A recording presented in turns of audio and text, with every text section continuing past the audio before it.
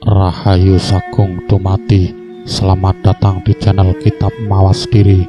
Dalam tayangan kali ini kami akan mengulik sedikit tentang Ki Jurumartani, tokoh terdik yang menjabat sebagai patih pertama dalam sejarah Kesultanan Mataram yang bergelar Kyai Adipati Mandoroko.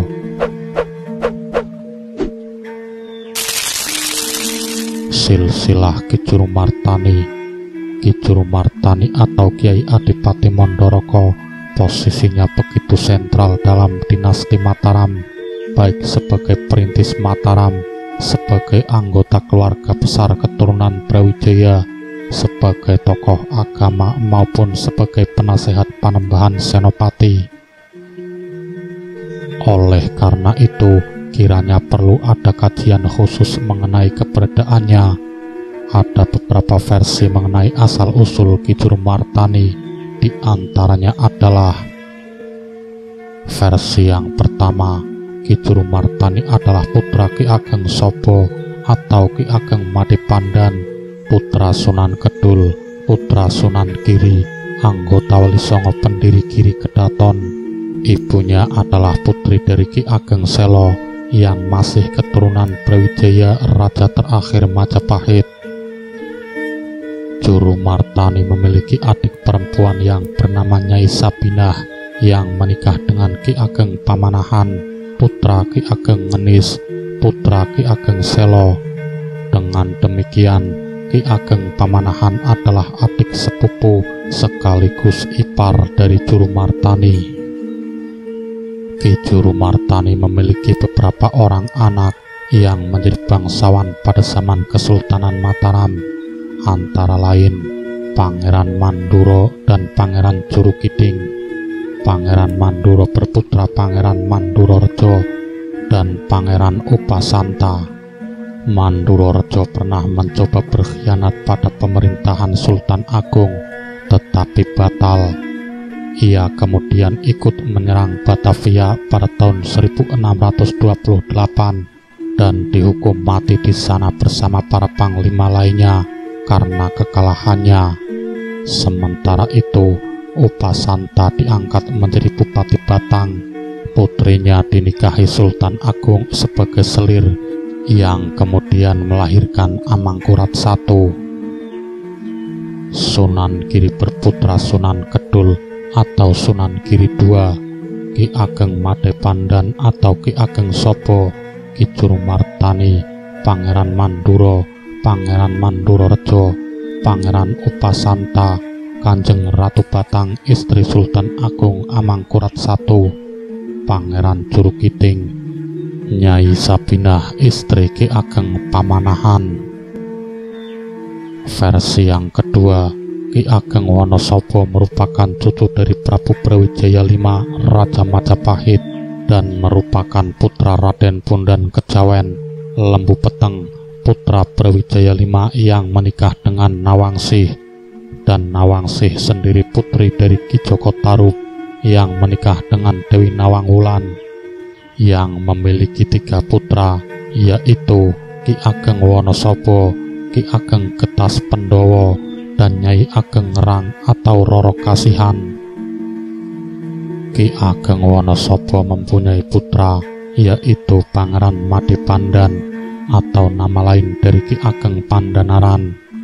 Pangeran Madipandan mempunyai putra, yaitu Ki Ageng Pakiringan yang mempunyai istri yang bernama Roro Janten.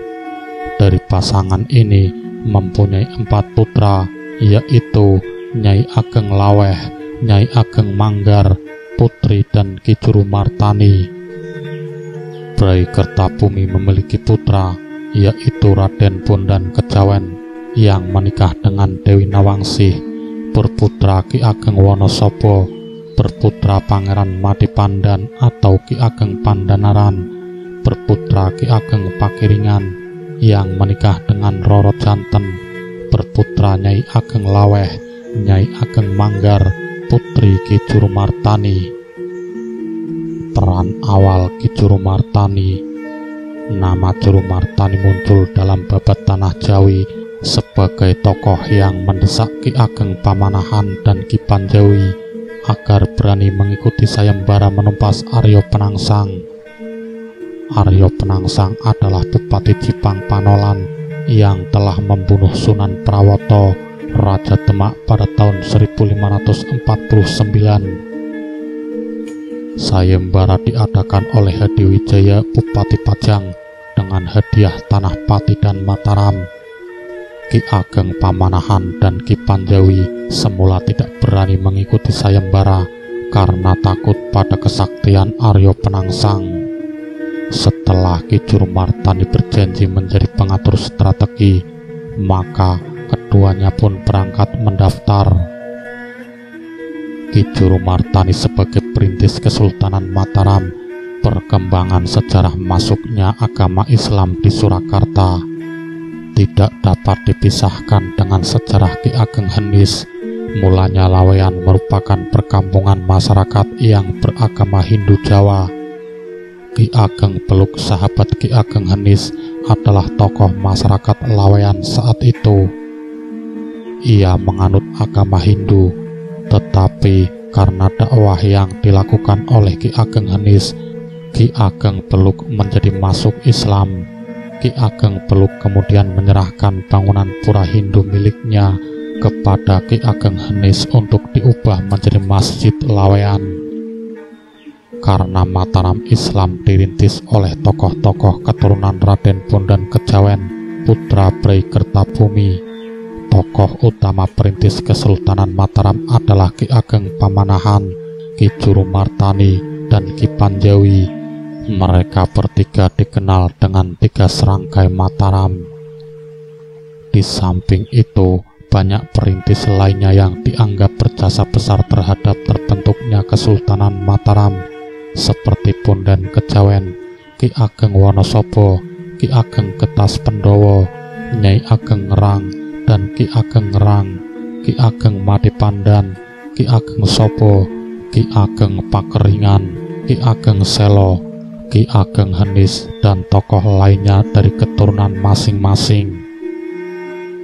Mereka berperan sebagai leluhur raja-raja Mataram yang mewarisi nama besar keluarga keturunan Brawijaya Majapahit, yang keturunannya menduduki tempat terhormat di mata masyarakat dengan menyandang nama Ki, Ki Gede, Ki Ageng, Nyai Gede, Nyai Ageng, yang memiliki arti tokoh besar keagamaan dan pemerintahan yang dihormati, yang memiliki kelebihan, kemampuan, dan sifat-sifat kepemimpinan masyarakat.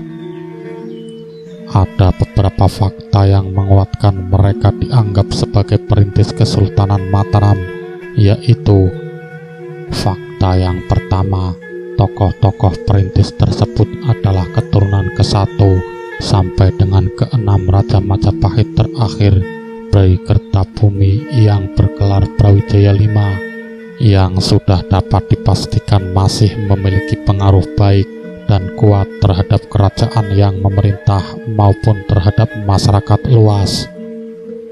Fakta yang kedua, tokoh-tokoh tersebut adalah keturunan silang atau campuran dari Wali Songo beserta leluhurnya yang terhubung langsung kepada Imam Husain bin Ali bin Abu Tholib, yang sudah dapat dipastikan mendapatkan bimbingan ilmu keagamaan atau Islam berikut ilmu pemerintahan ala khilafah atau kekhalifahan Islam Jazirah Arab.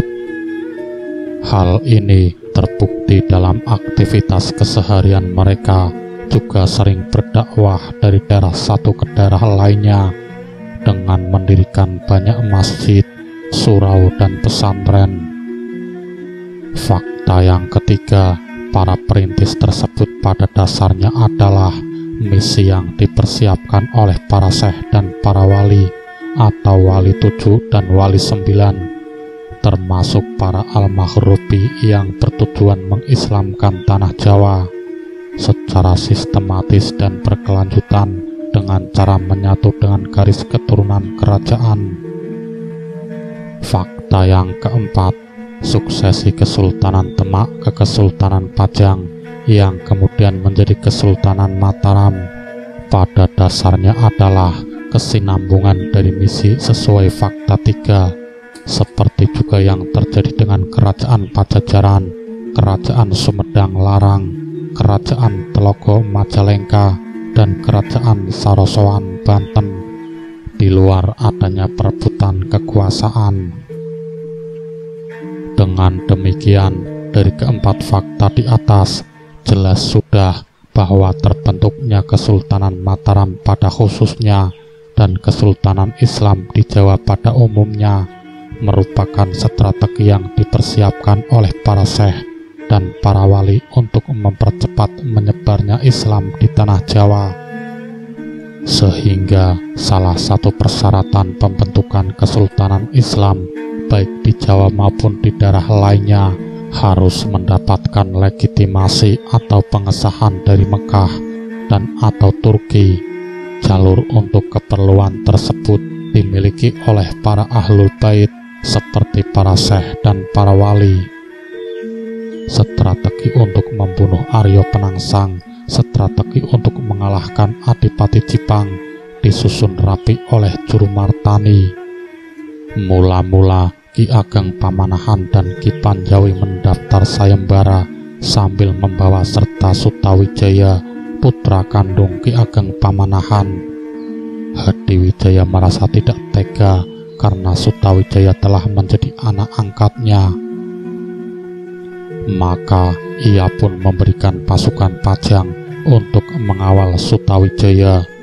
Pasukan Ki Ageng Pamanahan dan Ki Panjawi yang terdiri atas gabungan orang Pajang dan Selo berangkat dan menuju di sebelah barat Sungai Bengawan Sore. Juru Martani melarang mereka menyeberang karena sungai tersebut sudah dimantrai oleh Sunan Kudus, guru Arya Penangsang. Juru Martani kemudian menangkap tukang kuda musuh yang sedang mencari rumput. Telinga orang itu dipotong dan ditempeli surat tantangan atas nama Hadiwijaya. Si tukang kuda pulang ke Kadipaten Jipang melapor pada majikannya. Arya Penangsang marah melihat pembantunya dilukai, apalagi terdapat surat tantangan agar Arya Penangsang bertarung tanpa kawan melawan Hadiwijaya di tepi Sungai Bengawan Solo. Arya Penangsang tidak kuasa menahan emosi, ia pun berangkat melayani tantangan musuh. Siasat Juru Martani berhasil. Apabila surat tantangan dibuat atas nama Ki Ageng Pamanahan atau Ki Panjawi, pasti Arya Penangsang tidak sudi berangkat. Arya Penangsang tiba-tiba di tepi timur Bengawan Sore berteriak-teriak menantang Hadiwijaya. Ia tidak berani menyeberang karena ingat pesan Sunan Kudus. Namun Juru Martani sudah menyusun rencana jitu. Sutawijaya disuruh naik kuda betina yang sudah dipotong ekornya. Akibatnya kuda jantan milik Arya Penangsang yang bernama Gegek Rimang bisa melihat alat vital si kuda betina. Kuda tersebut menjadi liar dan tidak terkendali, sehingga membawa Arya Penangsang menyeberangi sungai mengejar kuda milik Sutawijaya. Ketika Arya Penangsang baru saja mencapai tepi barat, Sutawijaya segera menusuk perutnya menggunakan tombak Kiai Pleret. Perut Arya Penangsang robek dan ususnya terburai, namun ia masih bertahan. Ususnya itu disampirkan pada pangkal keris pusakanya.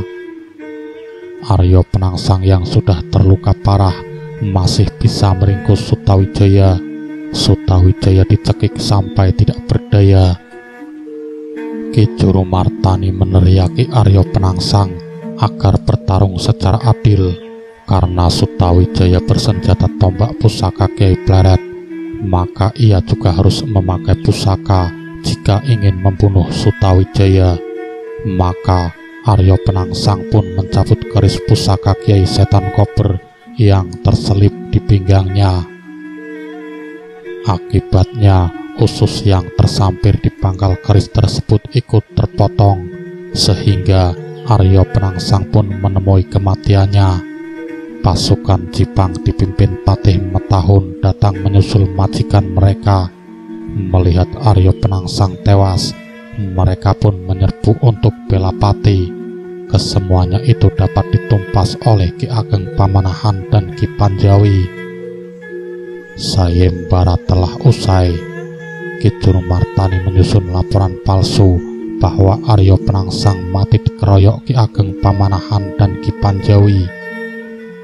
Apabila Hadiwijaya Dipajang mengetahui kalau pembunuh sebenarnya adalah Sutawijaya, tentu ia akan lupa memberi hadiah tanah Mataram dan Pati, mengingat Sutawijaya adalah anak angkat Hadiwijaya. Ki Jurumartani sebagai penasehat Sutawijaya setelah mengalahkan Aryo Penangsang pada tahun 1549, Ki Ageng Pamanahan baru mendapatkan tanah Mataram sejak tahun 1556. Ki Jurumartani ikut bergabung di desa itu. Ki Ageng Pamanahan meninggal pada tahun 1575, digantikan Sutawijaya yang berambisi menjadikan Mataram sebagai kerajaan merdeka. Ki Jurumartani menjadi penasehat Sutawijaya. Ia juga mendukung perjuangan Sutawijaya selama masih berada pada jalan yang benar. Jurumartani pun berangkat bertapa ke puncak Gunung Merapi, meminta bantuan penguasa di sana. Hasilnya, ketika menjadi perang melawan Pajang pada tahun 1582, Gunung Merapi tiba-tiba meletus dan memuntahkan laharnya menyapu pasukan Sultan Hadiwijaya. Kesaktian Ki Jurumartani. Jurumartani tidak hanya dikisahkan cerdik, tetapi juga memiliki kesaktian tinggi, meskipun tidak pernah diceritakan bertarung melawan musuh. Babat Tanah Jawi mengisahkan Sutawijaya memiliki putra sulung yang bernama Raden Rangga yang suka memamerkan kesaktiannya. Suatu hari, Raden Rangga disuruh pergi ke rumah Jurumartani untuk berguru. Pemuda itu pun berangkat dengan setengah hati karena merasa lebih kuat daripada Jurumartani. Sesampainya di tujuan, Jurumartani sedang sholat. Raden Rangga menunggu di teras musola sambil iseng melubangi batu lantai menggunakan jari. Jurumartani muncul dari dalam dan mengatakan kalau batu musola tersebut keras, jadi jangan buat mainan. Seketika itu juga, Raden Rangga tidak mampu lagi melubangi batu musola dengan jarinya. Sejak saat itu, Raden Rangga berguru pada Jurumartani dengan sepenuh hati, karena ia yakin kalau orang tua yang dianggapnya lemah dan tidak pernah bertarung itu ternyata menyimpan kesaktian yang luar biasa. Akhir hayat Ki Jurumartani. Ki Jurumartani menjabat sebagai Patih Kesultanan Mataram sejak pemerintahan Sutawijaya pada tahun 1586 sampai 1601. Dilanjutkan pemerintahan Mas Colang, putra Sutawijaya yang memerintah pada tahun 1601 sampai 1613, lalu digantikan oleh Adipati Martapura, putra Mas Colang yang menjadi raja satu hari, dan dilanjutkan Sultan Agung, putra Mas Colang lainnya yang naik tahta sejak tahun 1613. Kiai Jurumartani alias Adipati Mandaraka meninggal dunia pada tahun 1615. Kedudukannya sebagai Patih Mataram kemudian digantikan oleh Tumenggung Singaranu. Dengan demikian, Jurumartani mengabdi di Mataram dalam waktu yang sangat lama, yaitu ikut membuka alas Mentauk menjadi desa Mataram sampai awal pemerintahan Sultan Agung, cicit Ki Ageng Pamanahan. Sultan Agung memerintah sampai tahun 1645, kemudian digantikan oleh putranya yang bergelar Amangkurat I, yang lahir dari permaisuri keturunan Ki Jurumartani. Begitulah sahabat kitab Mawas Diri, sekelumit kisah tentang Ki Jurumartani. Semoga bermanfaat dan menambah wawasan bagi kita semua. Salam sejahtera. Rahayu, Rahayu, Rahayu.